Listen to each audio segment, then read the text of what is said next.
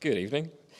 I am Navneet Alang. I am a writer and educator based here in Toronto. And for the past 15 years or so, I have written about technology for a variety of publications. And when I started out writing about technology, I was quite optimistic. And for reasons that I will explain later, and perhaps reasons that you can guess yourself, I'm slightly less optimistic than I used to be. And so I have taken it upon myself to be the skeptic today, and I am going to be the wet blanket at the end of this event.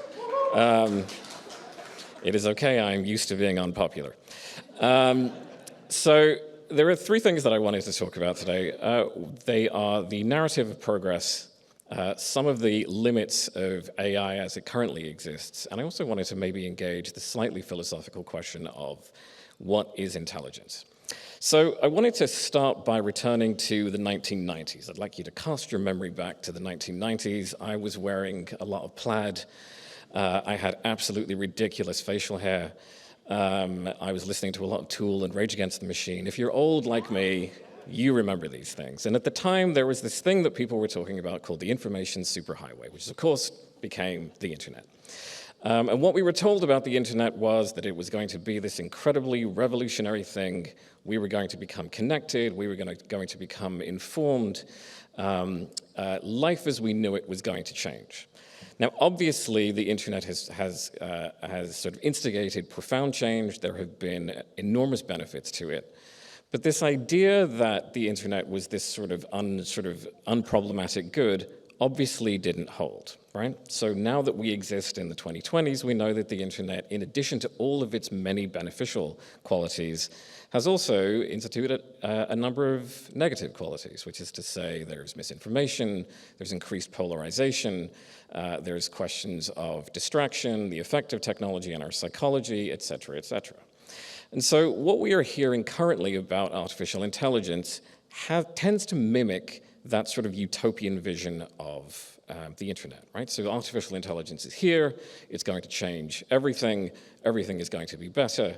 And what I would like to suggest is that perhaps we should be a little bit skeptical when the technology industry says we are here to make everything better. One of the things that, okay, people like wet blankets apparently. One of the things that proponents of AI have talked about, and it sounds slightly paradoxical, so say someone like Sam Altman of OpenAI has talked about the risk of AI resulting in human extinction, which sounds obviously very terrifying. It's worth keeping in mind, I think, that there are few ways to more effectively market how incredible and how powerful and how wonderful your new technology is by saying it's so good, it might accidentally kill us all. Right? So the first thing that I would like to say is that narratives of progress should always be viewed with a little bit of suspicion. The other thing that I then wanted to then move to, obviously it's clear that AI is going to have some beneficial consequences, right? Obviously there are positive things, right? So for example, some of the things that Devin and Craig and among others have mentioned are going to be very impressive. So when I first got access to ChatGPT, I did what any reasonable, intelligent, educated person would do.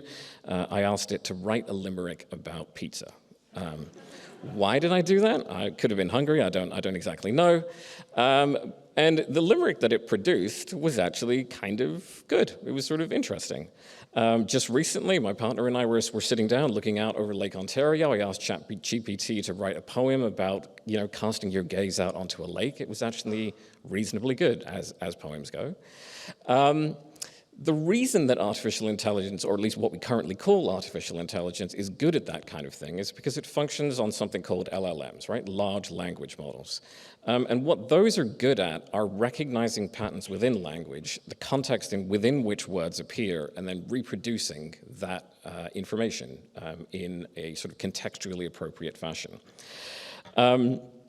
Then, keeping that in mind, what I recently did as a writer, being a complete raging narcissist, we all are, I asked it to write a biography of me.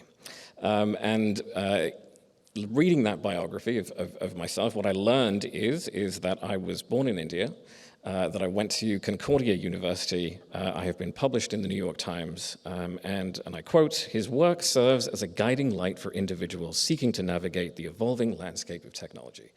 Unfortunately, none of that is true. I was not born in India. I have regrettably not been published in the New York Times. And as far as I know, I am not a guiding light to anyone.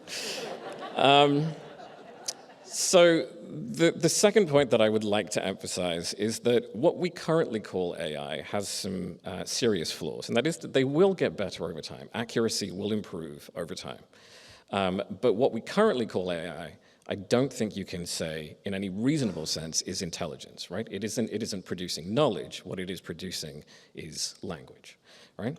The last thing that I just kind of wanted to mention just before I end is this question of intelligence. So if you talk to, or rather if you listen to some of the sort of most prominent proponents of AI, one of the reasons that they are so optimistic is that AI has improved exponentially over the past few years, but particularly within the past year or so.